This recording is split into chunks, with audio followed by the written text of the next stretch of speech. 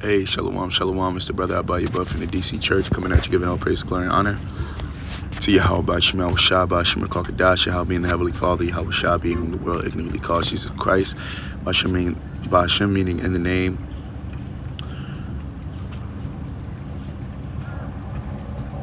Yahweh Shah being whom the world ignorantly calls Jesus Christ, Bashim meaning in the name, the meaning Spirit, Kodash meaning holy. All right, Salakia for that.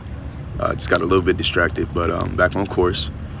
Shani Kabagawa Cobbs to Konya Naba Ith, meaning double honors to the elders and apostles of GMS in these times. And Shalom wa Barakum Labakarim Shayasha, peace and blessings be upon the elect of the nation of Israel. Alright, to the men out there that's pushing this word of sincerity and truth. To you I say Shalom wa Barakum Atham, peace and blessings be upon you. Alright. Now without further ado, as you can see in front of you, this is a topic that the bros actually went over on Wednesday that I wanted to bring out too, because it was extremely relevant. The edification was beautiful, and for those who weren't able to catch that live, I can kind of summarize it with a couple of precepts that I have. I may not run through all of these. I may just go through a couple, but so the name of this video is going to be called "Fear Not," and one of the words that the brother Rawai brought out is the word catastrophizing. All right, and catastrophizing means that a person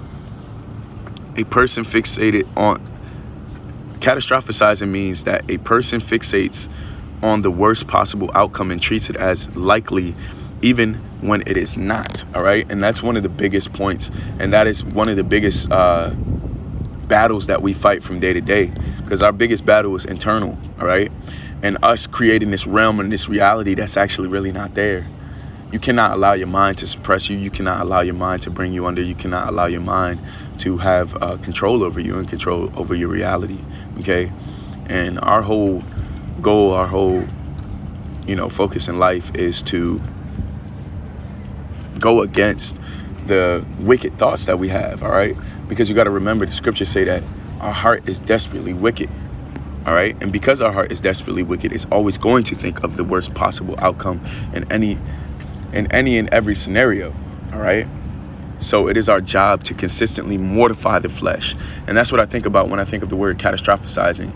Is when you're catastrophizing, that means you're not mortifying your flesh, because catastrophizing is a trait of the 2/3, not a trait of a man of the Lord. All right, not to say that we won't have these feelings from time to time, but then again, okay. It's still good for us to suppress. It is imperative for us to suppress these thoughts. All right.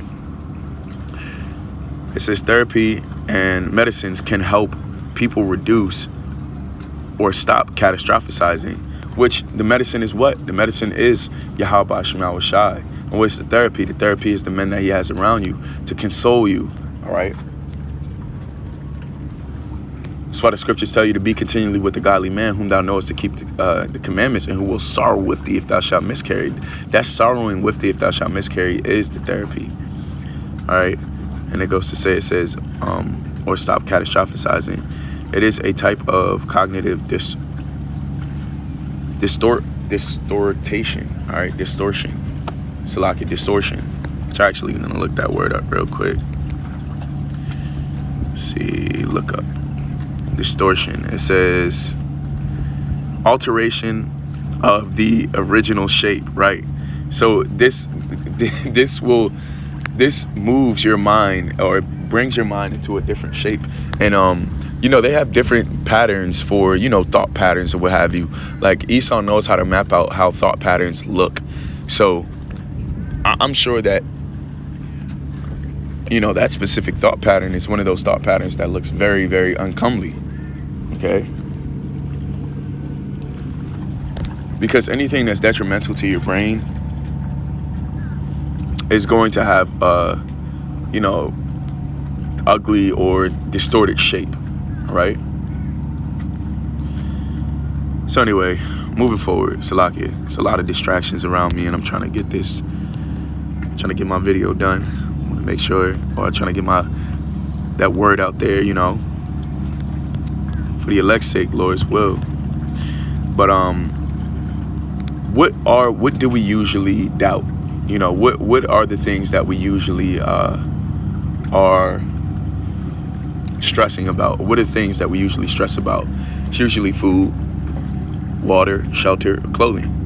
Those are typically the things that we stress about, or relationships, which the Heavenly Father understands and knows all of those things, right? So with that being present, and with that understanding being present, if we know that the Heavenly Father knows that we need these things and knows that we have a desire for these things and that these are the things that will sustain us, why are we doubting that the Heavenly Father will provide these things for us, right? Now, this is Matthew chapter 6, verse 25. It says, "Therefore I say unto you, take no thought for your life, or what ye shall eat, or what ye shall drink, nor yet for the body what ye shall put on it, or put on." Right? Is not the life more than meat, and the body more than raiment? And that's the point right there. The Heavenly Father said, you're more important than the things that you put on your body. Your soul is with the Heavenly Father labored, or he sent his son to labor to actually create. Give me 1 second, Hakim.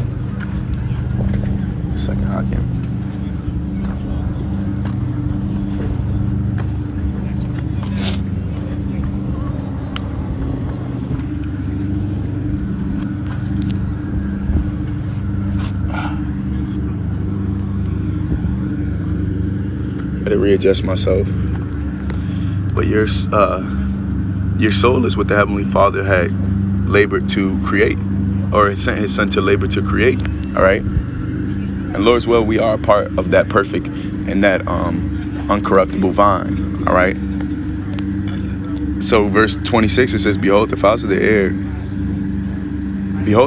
air, for they sow not, neither do they reap, neither gather into barns, yet your heavenly Father feedeth them. Are ye not much more better than they? Right? And we have dominion over these animals and over over everything, the fishes of the sea, the fowls of the air, the creeping things, the beasts of the field.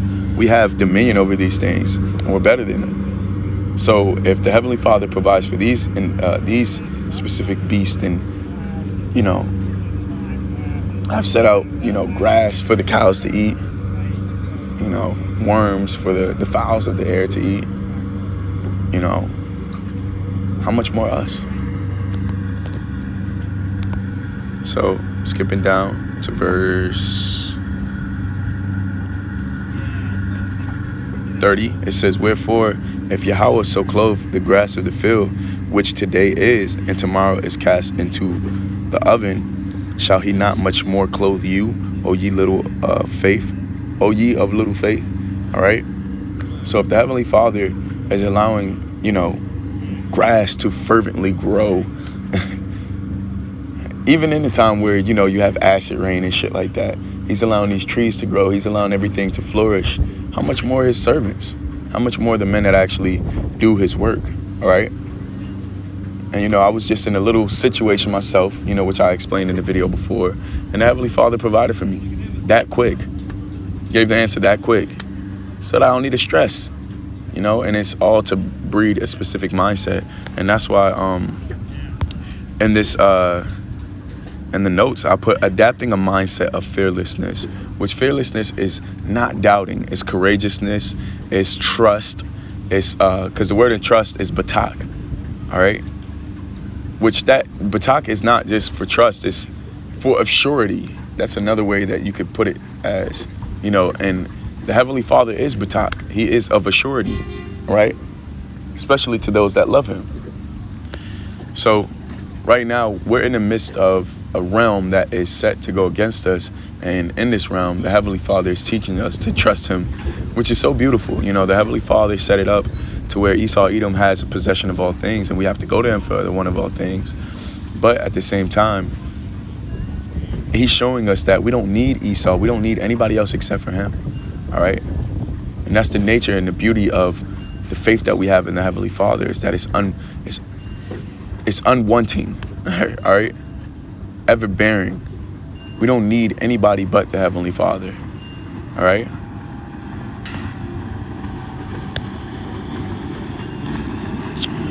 So verse 31, it says, Therefore take no thought, saying, What shall we eat, or what shall we drink, or wherewith shall we be clothed? For after all these things do the Gentiles seek? For your heavenly Father knoweth that ye need of all these things. But seek ye first the kingdom of heaven and his righteousness, and all these things shall be added unto you. All right? And that's what it is. If you're doing the will of the heavenly Father, he's going to provide for you regardless. All right? And even in the time where there seems like there isn't food, during the times, because times are going to get a lot more tougher when we're in Jacob's trouble, martial law, so on and so forth. Time is going to get a lot tougher. But the Heavenly Father is still going to provide for us during that time too. If anything, he's going to provide for us even more during that time. But we just have to trust him. All right? We have to consistently show our fidelity toward the Lord in order for him to provide for us. So verse 34 says, take therefore no thought for the morrow shall take thought for the things of itself. Sufficient unto the day is the evil thereof. And it says each day has enough trouble of its own, right? So keeping that mindset and having that understanding and knowing that, you know, we're not worried about 50, 60, 70 years ahead and how we going to eat during that time and what type of condition are we going to be in during that time. But we worry about today, how the Lord is going to provide for us today. All right?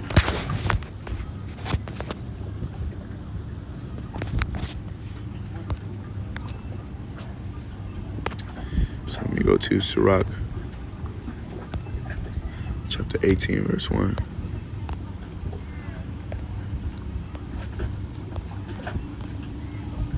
Right? There's Sirach chapter 18, verse 1. It says, he that liveth forever hath created all things in general. Right? It says, and the Lord only is righteous, and there is none other but he. Right? And you got to understand this is the power that we serve. He that liveth forever created all things in general. And you got to understand, we are the people that he created all those things for. All right? The earth was made for our sake. Do you not remember what the book of Ezra said? The earth was created for us. So if the earth is created for us, that means these conditions were created for us. And if these conditions were created for us, that means these conditions are going to benefit us. All right? So that's something you got to keep in mind to understand that majestic power of the Heavenly Father. Right? And then we got 2 Ezra chapter 14, verse 14, which this is a mindset that we need to consistently adapt toward the situations that we encounter that seem non-beneficial, all right? That seem unfortunate to us, all right? So it says, 2 Ezra chapter 14, verse 14, let go from the immortal thoughts, cast away the burdens of men, put off now the weak nature, and set aside the thoughts that are most heavy unto thee, and haste thee to flee from these times. For yet greater evils than those which thou hast seen shall be done hereafter, all right? So you got to consistently understand that, bro, we ain't resisted unto death yet, all right? And the Lord is having mercy on us. So whatever you thinking now that is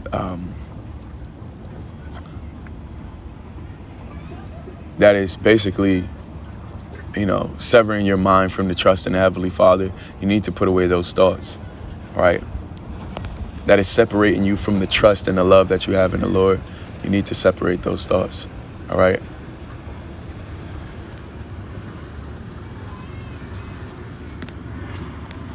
So next precept,